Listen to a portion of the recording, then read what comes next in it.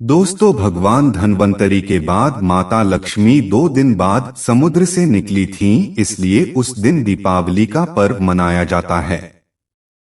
आइए जानते हैं धनतेरस क्यों मनाया जाता है और इसकी कहानी क्या है। कार्तिक मास के कृष्ण पक्ष की त्रयोदशी तिथि को धनतेरस का पर्व मनाया जाता है।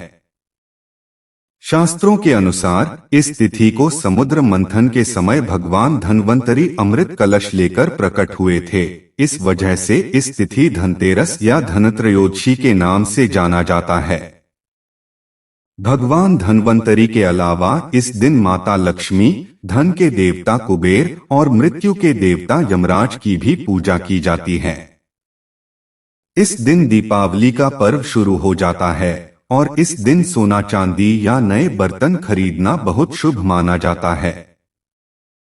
भारतीय संस्कृति में स्वास्थ्य को ही सबसे बड़ा धन माना गया है और इस दिन को राष्ट्रीय आयुर्वेद दिवस के रूप में भी मनाया जाता है। मान्यता है कि भगवान धन्वंतरी को भगवान विष्णु का अंश माना जाता है और इन्होंने ही संसार में चिकित्सा विज्ञान का प्रचार और प्रसार किया। इस दिन घर के द्वार पर तेरस दीपक जलाए जाने की प्रथा है। धनतेरस 2 शब्दों से मिलकर बना है, पहला धन और दूसरा तेरस, जिसका अर्थ होता है धन का 13 गुना। भगवान धन्वंतरी के प्रकट होने के कारण इस दिन को वैद्य समाज धन्वंतरी जयंती के रूप में मनाता है। शास्त्रों में वर्णित कथाओं के अनुसार समुद्र मंथन के दौरान भगवान धन्वंतरी हाथों में अमृत कलश लेकर प्रकट हुए थे। जिस तिथि को भगवान धन्वंतरी समुद्र से निकले वह कार्तिक मास के कृष्ण पक्ष की त्रयोदशी तिथि थी। भगवान धन्वंतरी समुद्र से कलश लेकर प्रकट हुए थे, इसलिए इस अवसर पर बर्तन खरीदने की परंपरा चली आ रही है। भगवान धन्वंतरी को विष्णु भगवान का अंश माना जाता है और इन्होंने ही पूरी दुनिया में चिकित्सा विज्ञान का प्रचार और प्रसार किया। भगवान धन्वंतरी के बाद माता लक्ष्मी 2 दिन बाद समुद्र से निकली थीं, इसलिए उस दिन दीपावली का पर्व मनाया जाता है। इनकी पूजा अर्चना करने से आरोग्य सुख की प्राप्ति होती है। एक बार मृत्यु के देवता यमराज ने यमदूतों से प्रश्न किया कि क्या कभी मनुष्य के प्राण लेने में तुमको कभी किसी पर दया आती है। यमदूतों ने कहा कि नहीं महाराज, हम तो केवल आपके दिए हुए निर्देशों का पालन करते हैं।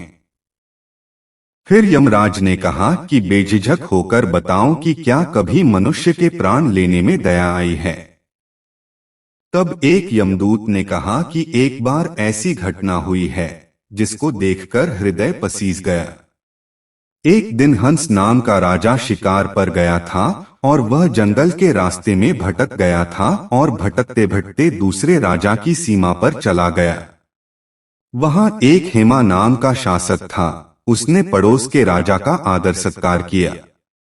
उसी दिन राजा की पत्नी ने एक पुत्र को जन्म भी दिया। ज्योतिषों ने ग्रह नक्षत्र के आधार पर बताया कि इस बालक की विवाह के 4 बाद ही मृत्यु हो जाएगी। तब राजा ने आदेश दिया कि इस बालक को यमुना तट पर एक गुफा में ब्रह्मचारी के रूप में रखा जाए और स्त्रियों की परछाई भी वहां तक नहीं पहुंचनी चाहिए। लेकिन विधि के विधान को कुछ और ही मंजूर था। संयोगवश राजा हंस की पुत्री यमुना तट पर चली गई और वहां राजा के पुत्र को देखा। दोनों ने गंधर्व विवाह कर लिया। विवाह के 4 दिन बाद ही राजा के पुत्र की मृत्यु हो गई। तब यमदूत ने कहा कि उस नवविवाहिता का करुण विलाप सुनकर हृदय पसीज गया था। सारी बातें सुनकर यमराज ने कहा कि क्या करें, यह तो विधि का विधान है और मर्यादा में रहते हुए यह काम करना पड़ेगा। दोस्तों, उम्मीद करता हूँ यह कहानी आपको अच्छा लगा होगा, तो कमेंट में जरूर बताइएगा। मिलते हैं किसी और वीडियो में, तब तक के लिए जय हिंद, जय भारत।